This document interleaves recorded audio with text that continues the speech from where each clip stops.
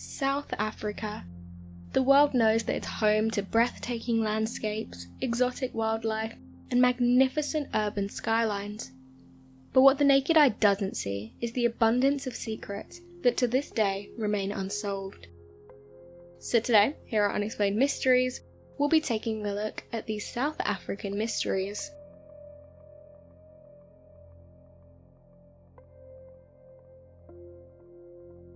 The Mindalore incident. It all began when one dog barked excitedly and decided to hop over the fence to check out something strange happening down the street. The dog's name is Cheeky, and his owner is Megan Quizette, who had a 12-year-old son named Andre. The three lived in Mindalore, a mining city in South Africa. On the evening of June 3rd, 1979, Andre complained to his mother that he'd been having trouble falling asleep. Wanting to help her son, Megan went to the kitchen to get a glass of milk to soothe the young boy. It was at this time when Cheeky started barking in an unusual manner. After ignoring Megan's call for him to quiet down, the dog jumped over the fence and started running down the street. Both Megan and Andre hurried outside to retrieve Cheeky. It took them almost a minute before they realised that the dog wasn't barking at nothing. There was a bright pink light shining not far from them. At first, Megan thought that it was just some newly installed streetlights, but then it dawned on her that the light was pink, and that it was coming from a weird-looking craft she'd never seen before. The craft had been described as smooth and seamless, probably made up of metal. The shape was similar to that of an egg, but the bottom looked as if it had been sliced, as it had a flat edge. It had 4 legs that supported the weight of the craft as it landed on the ground. After a few moments of curiosity and confusion, Andre and Megan saw 6 men coming out of the craft. These men were described as wearing one-piece overalls that covered up to their heads, except for 2 of them whose heads were exposed. According to Megan, the men divided themselves into 3 groups, each one examining a certain part of the surrounding. Their voices sounded strange, and they spoke an unfamiliar language. When Megan was asked which language it sounded closest to, she said Chinese. After a few minutes of inspecting the surroundings, 2 men started walking towards Megan and Andre's direction. Up close, the 2 men were described as having a beard and dark hair. These humanoids were at least half a foot shorter than Megan, and they were all wearing white overalls. Megan kept continuous eye contact with one of the men. She instructed her son to go to get her husband and to run fast. Fearing for their safety, she mustered all the courage she had and tried to not show that she was scared. She was just about to lose her composure when the strangest thing happened. All of a sudden, all 6 of the men were back inside the craft, faster than a snap of a finger. Some people say that she experienced a condensed time. The craft shut its door and its legs began expanding, walking around like an insect made up of metal. It hovered above the ground for a few seconds until it shot up vertically into the sky and was gone. There's another report of this weird sighting from a husband and wife driving down a street nearby Megan's house. The description of what happened, the appearance of the men, and the craft were the same as how Megan had told her story. The event went down in history as the Mindalore incident. While some people might easily dismiss it as just another made-up UFO story, many believe that it's an actual and legitimate human encounter known as the third kind.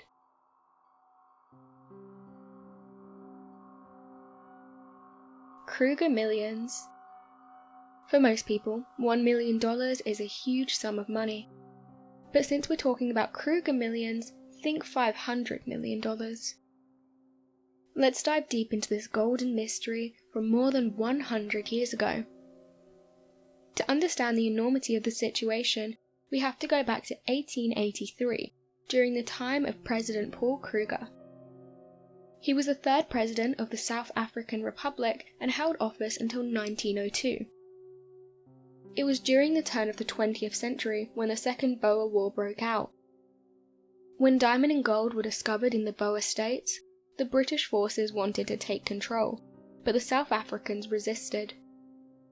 Paul Kruger fought tooth and nail to keep the treasure away from the hands of their enemies. The huge stash of gold and diamond were either hidden by Paul Kruger himself or by a group of men under his command. According to the historical accounts, the treasure now lies underneath the Blythe River. Since the value of gold and diamond has increased many-fold since then, the Kruger millions is believed to be worth more than $500 million today. With that kind of money, a person could buy expensive real estate all over the world, experience the most luxurious lifestyle there is, and buy the most expensive car 20 times over. This is the reason why, over the years, there have been countless attempts to unearth the Kruger millions.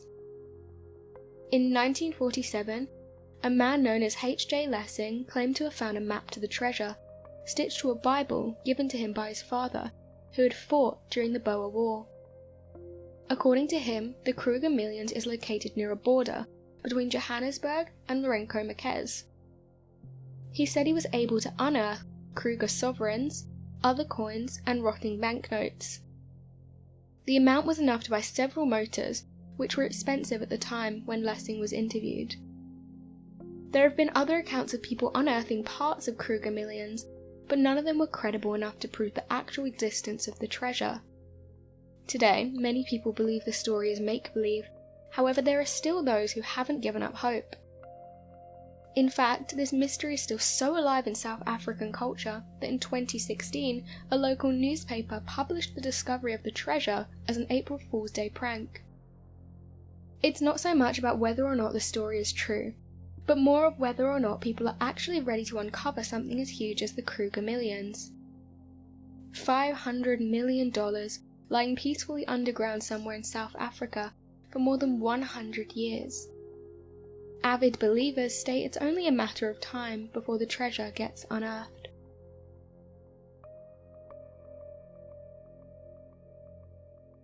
The Peter and Frances McNorman abduction. In a town in Salisbury, a very strange thing happened one evening in May 1974.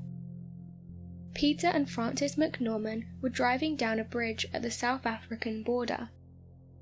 At night time, when it's dark and there's hardly anyone else driving in the area, it can get pretty scary, which makes navigating a little more frightening than usual.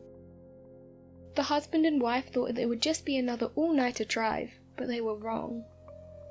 At 2:30 a.m, Frances noted there was a strange light behind them and that they seemed to be moving closer and closer towards it. Terrified and not knowing what to do, Peter stepped on the gas to try and get away from the light moving towards them. He soon realized that he was reaching speeds of 90 miles per hour. He immediately slowed down and tried to hit the brakes, but it turns out he wasn't in control of the car anymore. This wasn't even the strangest part. When Peter and Frances regained consciousness, they found themselves approaching the South African border. Not having any form of recollection of what happened since, the two became even more confused when they saw the clock at the border showed 8:30 a.m, whilst their watches read 7:30 a.m. What happened to the missing hour? What happened to them between the time they lost control of the car and the time they mysteriously got to the border? Desperate to know what had transpired, Peter did a little bit of digging. Since aside from him and Frances, the only evidence he had was the car, he tried to examine the vehicles. He attempted to examine the vehicle to find clues that may help him answer his questions. He found out that his tank was full and that his tyres were brand new, despite having travelled all night, and neither of them could recall buying 4 new tyres. With the help of a psychologist, Peter later underwent hypnotic regression. During the sessions, they found out that after they had noticed the bright light coming closer to their vehicle, they saw a large-headed alien on the backseat of the car. He recalled seeing his vehicle being lifted above the ground and hauled inside a huge craft. He had memories of being examined like that of a doctor's checkup. He said his wife was also there, as well as a few strangers. Although his entire experience was foggy, he remembered seeing his car parked in between 2 discs with 4 aliens seemingly repairing it. The bright light, the aliens, being hauled inside a strange craft, and the missing time. All of these things are mysteries that remain unsolved. So what do you make of these South African mysteries? Be sure to let us know your thoughts in the comment section below and help us by growing this community whilst working to solve these unexplained mysteries. Thank you for watching, and don't forget to subscribe for more videos.